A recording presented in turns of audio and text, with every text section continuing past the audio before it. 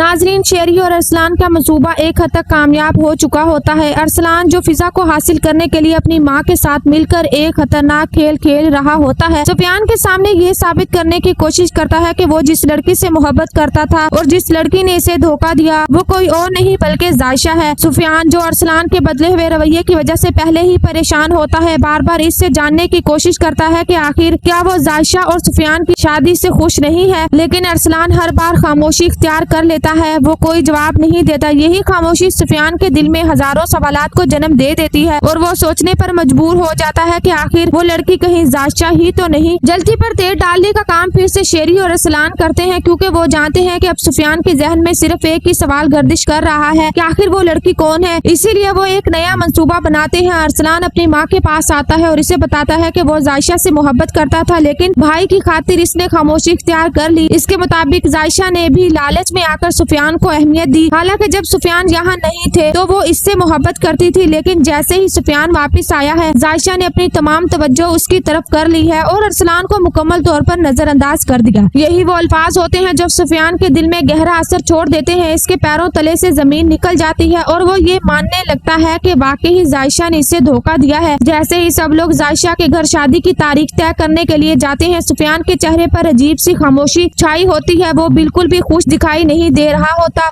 इसकी नजरें झुकी होती हैं और इसके चेहरे से ऐसा महसूस होता है जैसे वो अंदर ही अंदर किसी शदीद कश्मकश का शिकार हो। सुफियान का ये रवैया देखकर आलिया बेहद परेशान हो जाती है, क्योंकि इसे सुफियान से ऐसी खामोशी की हरगिज तवक्को नहीं होती।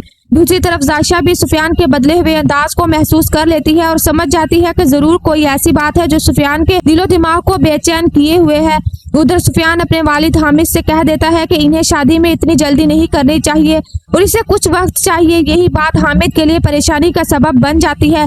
वो आलिया के घर तो चला जाता है, लेकिन शादी के हवाले से कोई बात नहीं करता और खामोशी से वापस आ जाता है। ये सब कुछ आलिया के लिए नाकाबिले बर्दाश्त साबित होता है। इसे महसूस होने लगता है कि जैसे कोई इन रिश्तों के दरमियान गलतफहमियां पैदा कर रहा है। अब सवाल ये है, क्या सुफियान जायशा पर लगाए गए इन इल्जामात को सच मान लेगा? क्या जायशा अपने ऊपर लगने वाले इस धोखे के दाग को मिटा पाएगी, या फिर शेरी और अरसलान की चाल कामयाब होकर दो मोहब्बत करने वालों को हमेशा के लिए जुदा कर देगी?